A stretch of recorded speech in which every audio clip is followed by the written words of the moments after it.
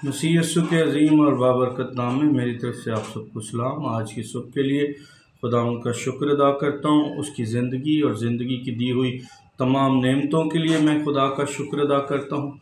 आज सुबह मैं आप सबके साथ खुदा उनके कलाम मुक़द्दस की इन खूबसूरत आयतों को शेयर करना चाहता हूँ जो रोमियो के ख़त के 5वें बाब और उसकी पहली आयत में लिखा है बस जब हम ईमान से रास्तबाज़ ठहरे तो खुदा के साथ अपने खुदा यीशु मसीह के वसीला से सुलह रखें। अब सुलह से मुराद जब हम सुलह की बात करते हैं तो हमें यूँ लगता है कि हर शख्स ये समझता है कि उसकी खुदा के साथ सुलह, वो खुदा के साथ तो नाराज़ नहीं है, खुदा के साथ उसकी कोई लड़ाई नहीं है, खुदा के साथ उसका कोई झगड़ा नहीं है, खुदा के साथ उसकी कोई तकसीम नहीं है, बल्कि वो तो खुदा के साथ सुलह के साथ चल रहा।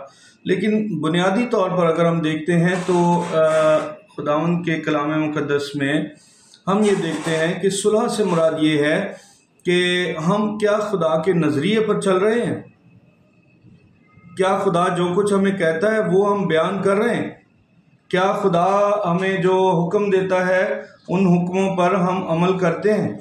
अगर हम अमल करते हैं तो यकीनन हमारी सुलह, और अगर हम हुक्मों पर अमल नहीं करते तो सुलह कैसी, फिर किस तरह खुदा के साथ हमारी सुलह है। खुदा चाहता है मेरी सुलह उनके साथ है जो मेरी बातें सुनते और मेरे कलाम पर अमल करते और मेरे कलाम का सही और दुरुस्त तरीके से प्रचार करते, उनकी सुलह। एक मौका ऐसा आया जब यीशु मसीह वहाँ एक तकरीब में बैठा था, कुछ लोगों के दरमियान में बैठा था, तो उसकी माँ और भाई आए और कुछ शख्स लोगों ने अंदर आके कहा तेरी वालदा आई है, तेरे भाई आए। तो यीशु मसीह ने यहाँ तक कह दिया कि मेरे भाई और मेरी वालदा तो या मेरे रिश्तेदार तो ये हैं जो मेरा कलाम सुनते और उस पर अमल करते हैं। यानी गोया खुदा सुलह की तकसीम इस तरह करता है कि जो शख्स भी उसके कलाम को सुनता और उस पर अमल करता है उसकी मेरे साथ सुलह। हम ये समझते हैं कि हम रवायती इबादत कर लें, दुआ कर लें या संडे को चर्च चले जाएं तो हमारी सुलह है। नहीं, खुदा हमारी पूरी ज़िंदगी का हाकम बनना चाहता है। खुदा हमारे हर एक अमल में शामिल होना चाहता है। खुदा हमारी खुशी में, खुदा हमारे गम में नज़र आना चाहता है। खुदा हमारे घर में, हमारे मुलाजमत पर, हमारी हर जगह नज़र आना चाहता है। वो हमारे साथ मौजूद होना चाहता है। वो चाहता है कि जो भी हम फैसला करें ज़िंदगी का, चाहे वो घर का हो, चाहे वो चर्च का हो, चाहे वो दुनियादारी का हो, खुदा उनके साथ, फिर सुलह साबित होती है। ऐसे कहने से तो सुलह साबित नहीं होती। जैसे बहुत सारे लोगों को हम देखते हैं कि वो बुनियादी तौर पर खुदा के खादम होते हैं और उनके घर में खिदमत हो रही होती है, लेकिन जब उनके घर में शादी होती है फिर ढोल डमक्के और डांस शुरू हो जाते हैं। क्या ऐसी सूरत में किसी की सुलह है? पादरियों के घरों में भी कई दफ़ा ऐसा होता है। हर एक पादरी की तो मैं बात नहीं करूंगा, लेकिन कई एक पादरियों के बेटों और बेटियों की शादियों में भी डांस पार्टियां हो जाती। तो ये क्या हम साबित कर रहे हैं? खुदावन डांस और नाच गाने से मना करता है, हम डांस और नाच गाना करते हैं और कहते हैं खुदा के साथ हमारी सुलह।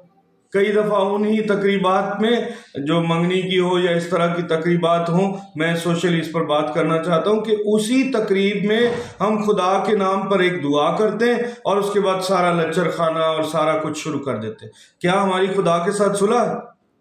क्या खुदा सिर्फ 2-3 मिनट के लिए हमारे पास आना चाहता है? भाई, हम काना गलील की शादी में अगर देखें तो वहाँ यीशु और उसकी माँ मौजूद थी, वहाँ यीशु के साथ उनकी सुलह थी। वहाँ एक मुश्किल आ गई, यीशु ने फौरन हल कर दी, लेकिन उन लोगों ने कोई खिलाफे कानून काम नहीं किया था, खुदा के खिलाफ नहीं किया था।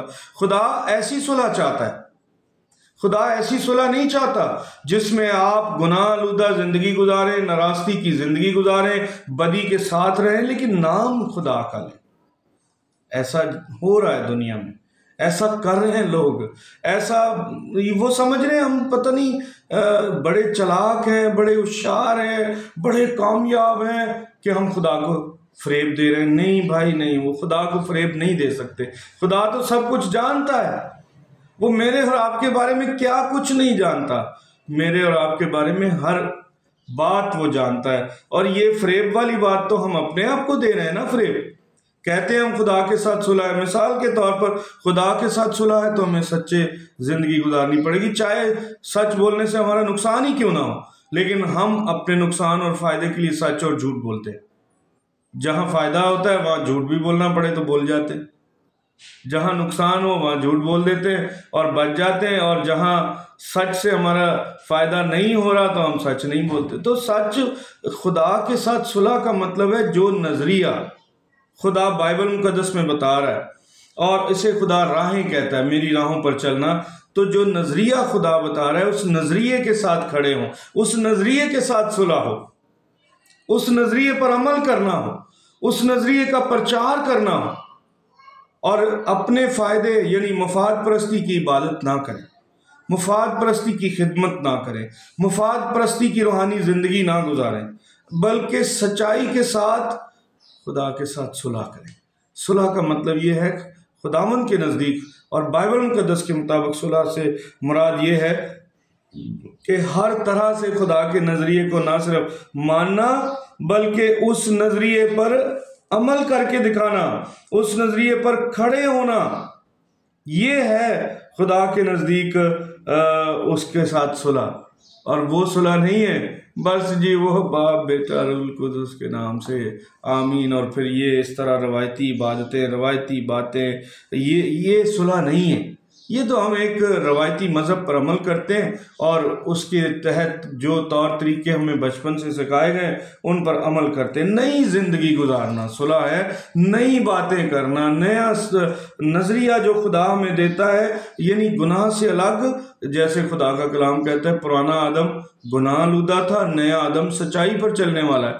तो इस सुलह का मतलब ये है कि हम नए आदम बने, सच्चाई पर चलने वाले हों, खुदा की बादशाहत के लिए तैयारी ना सिर्फ खुद कर रहे हो, अपनी औलाद को तैयारी करा रहे हो, बल्कि माशरे में दीगर लोगों को भी तैयारी करा रहे हो। सुलह का मुराद ये नहीं है कि बस सुलह आपके साथ है और वो काम दूसरों के, बदी के, नाराज़गी के और शैतान के साथ मिलकर कर रहे हैं। ये सुलह की कोई भी शक्ल अच्छी नहीं है जो खुदा को पसंद हो। खुदावंद चाहता है कि हम कंप्लीट सुलह करें, बल्कि वो ये भी कहता है पूरे दिल और पूरी जान से, कोई बीच में वक्फा नहीं, कोई बात इधर की उधर और उधर की इधर नहीं चलेगी, बल्कि सुलह करें, सच्चाई से करें। देखें अगर हम नहीं करेंगे तो हमें कुछ हासिल नहीं होगा, बिलाखिर एंड में हमें अदालत का सामना करना पड़ेगा और वहाँ हमें सज़ा मिलेगी। आइए बचें सज़ा से और खुदावंद के नाम को जलाल दें और हकीकी मानों में खुदा के साथ सुलह करें। खुदावंद मुझे और आपको ऐसा करने की तौफीक अता करे और अपने इस कलाम मुक़द्दस के पढ़े और तमाम लोगों के फेसबुक, यूट्यूब, जहाँ जहाँ भी लोग सुन रहे हैं उन पर खुदा की खास बरकत हो। आमीन।